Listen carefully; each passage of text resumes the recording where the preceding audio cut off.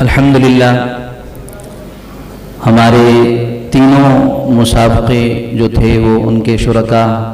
سب نے اپنے اپنے خیالات کا اظہار کیا ہے اپنے خوبصورت انداز میں۔ آج کی اس محفل میں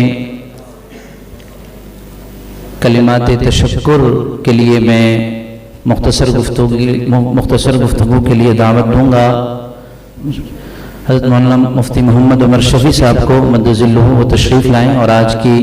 اس مجلس اور محفل کے حوالے سے گفتگو فرمائیں۔ السلام علیکم ورحمۃ اللہ۔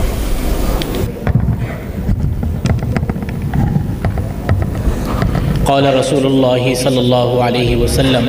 فی معنی الحدیث ان من البیان لسحرا او کما قال رسول اللہ صلی اللہ علیہ وسلم۔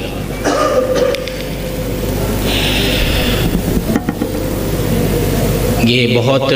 مبارک محفل ہے اور میں بھی یہ سوچ رہا تھا کہ باہر کے جو لوگ ہیں جو مدارس کے بارے میں بدگمانیوں کا شکار ہے اور مختلف قسم کے خدشات کا اظہار کرتے رہتے ہیں، جب وہ یہاں آ کر ان نونہالوں کی تقریریں اس مبارک موقع پہ سنیں گے اور ان کے جذبات کو محسوس کریں گے تو یقیناً ان کو اپنے خیالات پہ نظر ثانی کرنی پڑے گی، اور یہ مدارس اور ان کی جو تربیت ہے وہ یقیناً چونکہ قرآن کریم اور سنت رسول علی صاحب الصلاۃ والسلام کی تعلیمات سے مستفاد ہے، اس لیے ان میں انسانیت کا رنگ ہے، ان میں ایمان کا رنگ ہے، ان میں امانت کا رنگ ہے، ان میں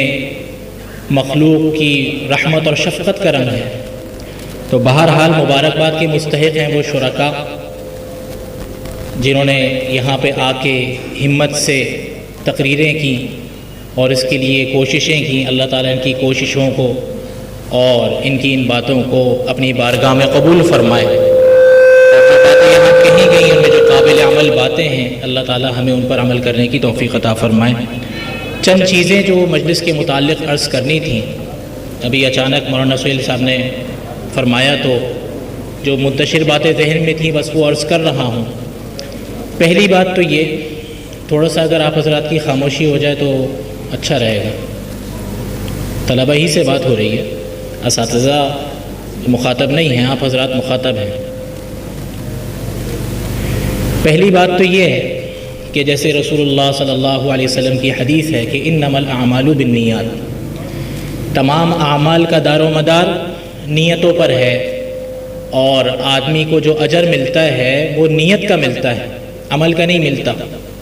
عمل بعض اوقات آدمی کرتا ہے لیکن نیت درست نہ ہونے کی وجہ سے آدمی اجر سے محروم ہو جاتا ہے۔ تو اس لیے اعمال کا دار و مدار نیتوں پر ہے، اور آدمی کو جو کچھ ملے گا وہ نیت کی بنیاد پر ملے گا۔ اس لیے ان مجالس میں شرکت اور ان خطبات کا اہتمام، اس میں نیت ہماری کیا ہونی چاہیے؟ ایک نیت تو یہ ہے کہ میں بڑا شعلہ باز خطیب بنوں گا اور بڑی میری واہ واہ ہوگی اور لوگ مجھے بلائیں گے، میں اس لیے تیاری کر رہا ہوں، اور اس قسم کی دیگر فاسد نیتیں، تو اس کا اہتمام ہو اور اس کی کوشش ہو اور اس کی تصحیح ہو کہ ہمارا مقصد دین کو سمجھنا اور دین کو سمجھانا ہے، اور اس کے اندر اپنی نیتوں کو درست کرنا۔ ہم یہاں پہ جو آئے ہیں اور جو تقریریں کی ہیں اور جو تقریریں سنی ہیں، ان کا مقصد اللہ کی رضا ہے، اللہ کی رضا ہے، اللہ ہم سے راضی ہو جائیں اور ہمیں بات کرنے کا سلیقہ آ جائے جس سے ہم لوگوں کو دین کی بات احسن طریقے سے بتا سکیں۔ تو نیت یہ ہونی چاہیے۔ اس کے ساتھ ساتھ اللہ کے رسول صلی اللہ علیہ وسلم چونکہ ہر شعبے کے اندر اور زندگی کے ہر موقع کے اعتبار سے ہمارے رہنما ہیں اور ہمارے لیے نمونہ ہیں، لقد کان لکم فی رسول اللہ اسوۃ حسنہ، تو اس اعتبار سے یہ جو تقریر ہے اور یہ جو خطبہ ہے اور یہ جو بیان ہے، اس کے اعتبار سے بھی اللہ کے نبی صلی اللہ علیہ وسلم ہمارے لیے نمونہ ہے۔ اس لیے تقریر کے اندر حضور پاک صلی اللہ علیہ وسلم کا نمونے کو اپنانا، عمومی طور پہ رسول اللہ صلی اللہ علیہ وسلم کا جیسے عادت تھی کہ آپ صلی اللہ علیہ وسلم ٹھہر ٹھہر کر کلام فرمایا کرتے تھے، اتنے ٹھہر ٹھہر کر کہ اگر کوئی آدمی الفاظ کو شمار کرنا چاہتا تو شمار کر سکتا تھا۔ اور عائشہ رضی اللہ عنہ فرماتی ہیں، جس کا مفہوم ہے کہ رسول اللہ صلی اللہ علیہ وسلم بعض مرتبہ باتوں کو تین مرتبہ دہراتے تھے۔ کوئی بات اگر ذرا پیچیدہ ہوتی اور سمجھنے کے اعتبار سے واضح نہ ہوتی تو اللہ کے نبی صلی اللہ علیہ وسلم سامنے والے کی رعایت رکھتے ہوئے اس بات کو 2 مرتبہ 3 مرتبہ دہرایا کرتے تھے اور ٹھہراؤ کے ساتھ بات فرمایا کرتے تھے۔ اور کبھی ایسا بھی ہوتا، عمومی ماحول اور عمومی طریقہ تو نبی کریم صلی اللہ علیہ وسلم کا ٹھہر ٹھہر کر بات کرنے کا تھا، لیکن کبھی جب کوئی جذباتی بات آتی اور جب کوئی ناراضگی والی بات آتی تو ایسے موقع پہ اللہ کے نبی صلی اللہ علیہ وسلم کی آواز بلند بھی ہو جاتی تھی اور روانی بھی آ جاتی تھی، اور حضور پاک صلی اللہ علیہ وسلم اپنے جذبات کا اظہار بھی فرمایا کرتے تھے۔ تو اس لیے ہم جو جذبات کا اظہار کریں اپنی تقریر کے اندر، اس کا مقصد یہ نہ ہو کہ میں لوگوں کو اپنی طرف مائل کروں اور لوگ میری تقریر کی طرف متوجہ ہوں، بلکہ ان جذبات کے اظہار میں بھی اللہ کے نبی صلی اللہ علیہ وسلم کی اتباع ہمارا مقصود ہونی چاہیے۔ ایک عرض یہ تھی کہ اپنی تقریروں میں اس کی ہم کوشش کریں کہ خصوصاً جو قرآنی آیات ہیں اور جو احادیث مبارکہ ہیں ان کے الفاظ کو بالکل اچھے طریقے سے ضبط کریں، اچھے طریقے سے محفوظ کریں،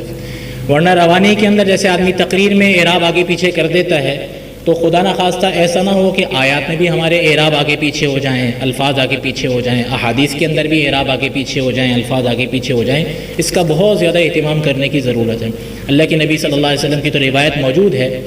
کہ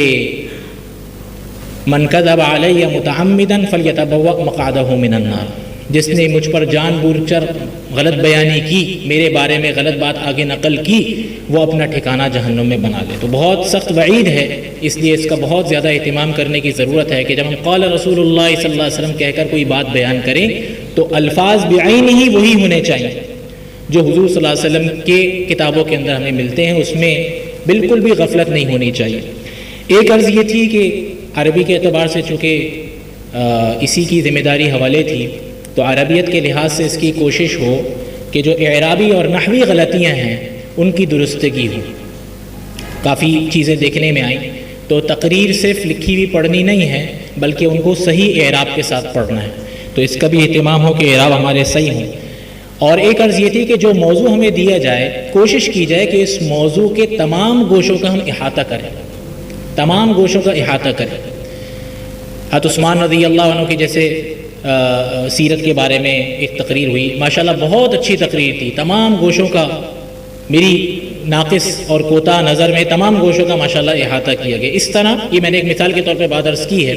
اس طرح جو موضوع ہمیں ملے، چاہے وہ نماز کے متعلق ہو، چاہے وہ قرآن کے متعلق ہو، چاہے وہ حضور پاک صلی اللہ علیہ وسلم کے خلق عظیم کے متعلق ہو، کوشش کی جائے کہ تمام گوشوں کا احاطہ کیا جائے، تمام گوشے مخاطبین کے سامنے آ جائیں۔ اور ایک عرض یہ تھی کہ یہ جو ہمارا تقریریں ہیں اور ہمارا سننا سنانا ہے، اس کا مقصد عمل ہے، اس کا مقصد عمل ہے، صرف زبانی لذت اور کانوں کی لذت مقصود نہیں ہے کہ جی ہم سن کے تعریف کر دیں کہ جی بہت اچھی تقریر تھی، یا کہنے والا اپنے جذبات کو خوب طریقے سے اظہار کر دے، بلکہ مقصود عمل ہے۔ اس لیے چاہے حضور پاک صلی اللہ علیہ وسلم کی خلق عظیم کی بات ہو، آپ لوگوں کی توجہ ہے ادھر، آپ حضرات کی توجہ چاہیے، اس لیے چاہے رسول اللہ صلی اللہ علیہ وسلم کے خلق عظیم کی بات ہو، چاہے عثمان رضی اللہ عنہ کی سیرت کی بات ہو، چاہے قرآن کریم کی بات ہو، چاہے سیاست اور دین کی بات ہو، ہمارے لیے عملی پہلو کیا ہے؟ تقریر کے آخر میں عملی پہلو ضرور بیان کرنا چاہیے تاکہ ایک عام آدمی کچھ سبق لے کر جائے ہماری تقریر سے، صرف آ کر اپنی معلومات میں اضافہ کر کے نہ چلا جائے بلکہ عملی اعتبار سے اس کی ترقی ہو۔ اور تو یہ چند باتیں تھیں